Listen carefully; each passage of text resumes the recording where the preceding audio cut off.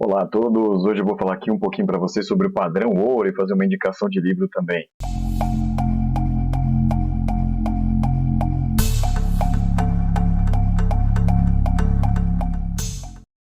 Bom pessoal, muita gente se pergunta hoje, né, por que o padrão ouro foi abandonado, né, por que ele não volta, por que o Brasil não adota o padrão ouro, né, já que o real é tão fraco, e aí com o padrão ouro a nossa moeda poderia se valorizar, né, mas pessoal, isso é uma longa história, né, então você tem alguns momentos aí do porquê que o padrão ouro foi abandonado, né, e ele foi abandonado definitivamente em 73, né. Primeira vez que ele foi abandonado foi no contexto da crise de 29. E o que acontecia naquela época, pessoal, era o seguinte: é que como os preços estavam caindo sem parar, isso se devia ao padrão ouro. Porque para você manter os preços altos na época do padrão ouro, você precisa manter muita moeda vinculada ao próprio padrão naquele momento. Então, o que acontece? O padrão ouro ele servia como uma referência ali na própria confecção da moeda, né? Então, você tinha que ter uma quantidade de representatividade em cada nota ou moeda que você utilizasse que equivalesse ao próprio ouro. O que acontece é que quando você tira a moeda do mercado, ou seja, o dinheiro, ele pode ir para outro país, por exemplo, se alguém tinha a libra na Inglaterra, mas tirava de lá para converter em dólares nos Estados Unidos, nos anos 20, o que era muito comum, o que acontecia? Os preços na Inglaterra começavam a cair, né? E aí, como consequência, poderia acontecer uma elevação nos Estados Unidos.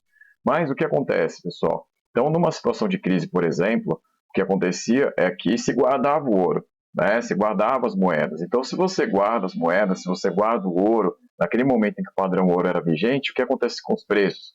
Eles começam a cair, porque as pessoas estão deixando de comprar, né? E aí, as pessoas deixando de comprar, os preços caindo, o que acontece com as empresas? Elas começam a cair, elas começam a falir, que foi o que aconteceu na crise de 29. Lógico que lá na crise de 29, a causa da crise não foi essa, mas esse problema acabou aparecendo na sequência, né? Porque a gente tem lá a crise de 29 acontecendo, aqui a gente não vai abordar isso, e o governo dos Estados Unidos percebia que os preços estavam caindo sem parar. As pessoas elas começaram a ver as companhias valendo $1, $2, só que ninguém ia se arriscar a comprar aquelas companhias, por quê? Porque não tinha a menor rentabilidade você fazer isso, né? Não tinha nenhuma possibilidade daquelas empresas voltarem a crescer, pelo menos no curto prazo.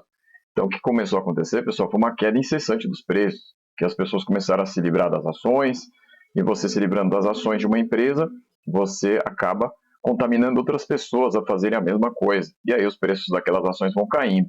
E quando, né, nós temos uma crise também no setor produtivo da época, né, lá no ano de 1929, um autor chamado John Kenneth Galbraith mostra isso no livro chamado The Great Crash, né, que fala sobre a crise de 29, e ele mostra como aqui aconteceu aí uma queda cada vez mais acentuada nas vendas do capitalismo industrial desde 1926, né? Aos poucos isso foi caindo, e aí foi se acentuando no ano de 29, e isso veio ao auge, né? Algumas coisas podem explicar isso, como por exemplo, a questão da recuperação econômica da Europa e a própria crise de superprodução que aconteceu nos Estados Unidos, né? Então, o que acontece? As empresas têm um momento que, se elas não têm dividendos para pagar para os seus acionistas, o que eles começam a fazer? Se livrar das ações rapidamente, porque eles têm o risco de tomar um calote. E aí, todo mundo indo nesse pânico, acaba se livrando das ações, né? Então, as empresas vão caindo, os preços das ações vão caindo como consequência, né, de todo mundo se livrando das ações. Então, esse foi o cenário. Então, para se manter o padrão ouro nesse cenário, era muito complicado. Por quê?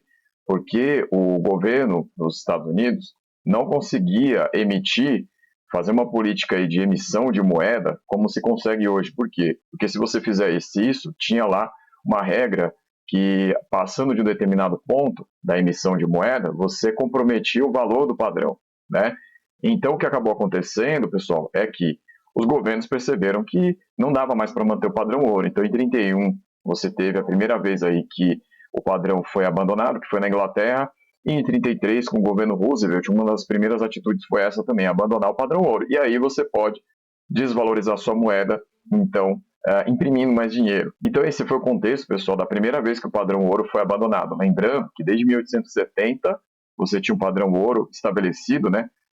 Esse autor aqui, né? E aí vem a parte da indicação, esse livro aqui, Barry Eichengreen, né, A Globalização do Capital. Uma das ideias dele nesse livro é que os países vão adotando a moeda de acordo com seus vizinhos, né? Então, aquela coisa, um vizinho começa uma inovação aí na questão monetária e os outros vão seguindo, né?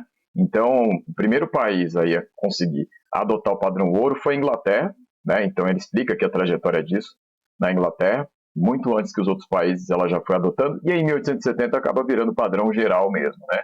Porque antes os padrões eram bimetálicos, você tinha prata e ouro, né?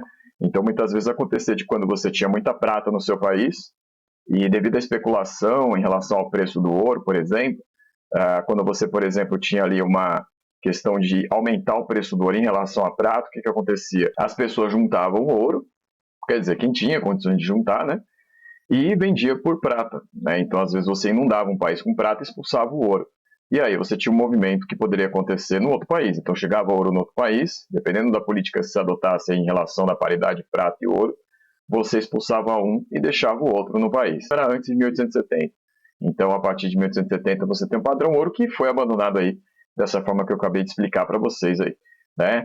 Então, contexto aí da crise de 29, anos 30, então, a maior parte dos países principais aí vai se livrando do padrão ouro. Beleza. Quando é que o padrão ouro vai voltar? O padrão ouro vai voltar, pessoal, em 1944, né? Mas aí já com o dólar, que antes a libra era a moeda principal do padrão ouro, e aí, a partir de 44, o padrão ouro ele vai ser acoplado então ao dólar. A barra de ouro é diferente da onça de ouro, porque a onça de ouro tinha um formato específico.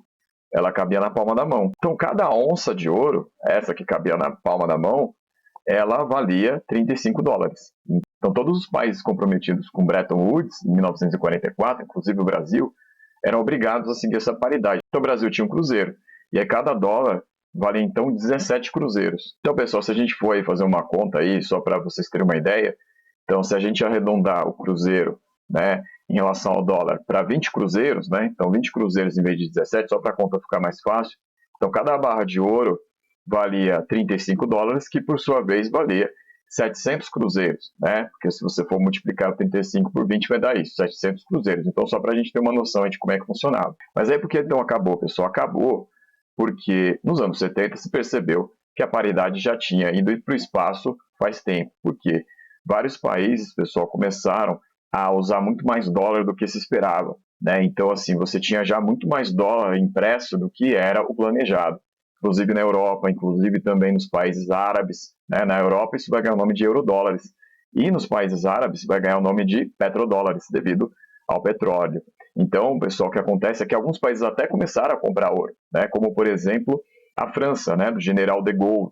Então, todas essas polêmicas aí acontecendo, pessoal, o que ocorreu foi que o Richard Nixon, presidente lá dos anos 70, nos Estados Unidos, no início da década de 70, vamos ver pela questão do processo de impeachment que ele sofreu, né? A questão ali do envolvimento na guerra do Vietnã, né? Ele acabou pegando a fase final. Então você tem o Richard Nixon rompendo com esse padrão ouro-dólar, né? Então ele rompe e aí o padrão da moeda nos Estados Unidos aí na questão do mercado vai ser a questão do câmbio flutuante, né? Em vez de um câmbio fixo, né? Porque quando você tinha um dólar junto com o ouro, era o câmbio fixo, né? Então todo um acerto entre os países para que esse câmbio não fosse comprometido, né? Foi a época aí da era de ouro do capitalismo. Então, a partir de 73, você tem o fim disso, né? Então, você tem primeiro o rompimento com o padrão ouro-dólar e depois o estabelecimento do câmbio flutuante, né? Ou seja, o valor do dólar perante as outras moedas vai se dar, então, a partir da lei da oferta e da procura, né? Mas, claro, tem também toda a questão geopolítica envolvendo o poder dos Estados Unidos, né? Poder da economia americana. Isso, na verdade, vem até hoje, né?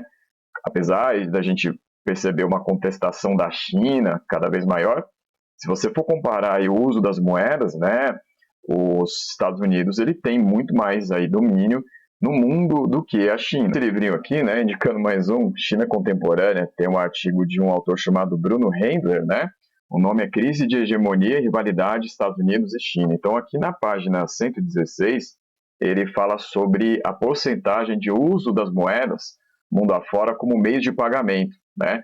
O dólar ainda é a moeda dominante, né? Mais de 40% dessas transações foram feitas em dólar, enquanto a moeda chinesa, pessoal, que é o renminbi e yuan, teve um uso aí de pouco mais de 1,20% das transações aí, os meios de pagamento, naquele ano de 2020. Então, ano passado, né? Então, pessoal, isso mostra ainda como o dólar é dominante, mas isso aqui é só um detalhe, porque o que importa mesmo é a gente entender que hoje é o câmbio flutuante que é adotado. O Brasil passou a adotar o câmbio flutuante a partir de 99, né? Quando nós tivemos a adoção do tripé macroeconômico. Então nós temos aí o câmbio flutuante junto com as metas de superávit primário e a questão das metas de inflação. Tá? Então esse aí é o tripé macroeconômico. Então basicamente era isso daqui. Né? O que me levou a falar sobre essa questão do ouro é que, na verdade, eu sempre fiquei curioso quando eu ouvia falar da crise de 29, eu sempre ouvia falar que os preços caíam, né? E eu não entendia muito bem por quê, né? Então, fui pesquisar nesse livro aí, indicando mais uma vez, né, do Barry Eichengreen, né? A globalização do capital. Vale muito a pena, porque ele explica bem. A linguagem, ela pode dificultar um pouquinho no começo, para quem não é da área, né? Mas, enfim, você vai se adaptando. E até mesmo no livro tem um glossário que ajuda um pouquinho. Então, pessoal, vale a pena ler esse livro, porque ele explica sobre isso e também explica, né, sobre por que o padrão ouro foi abandonado, mais ou menos aí, como eu falei aqui, lógico, mas com muito mais detalhes do que como eu falei aqui agora. Tá certo? Então é isso, pessoal. Então a gente fica por aqui. Obrigado e até a próxima.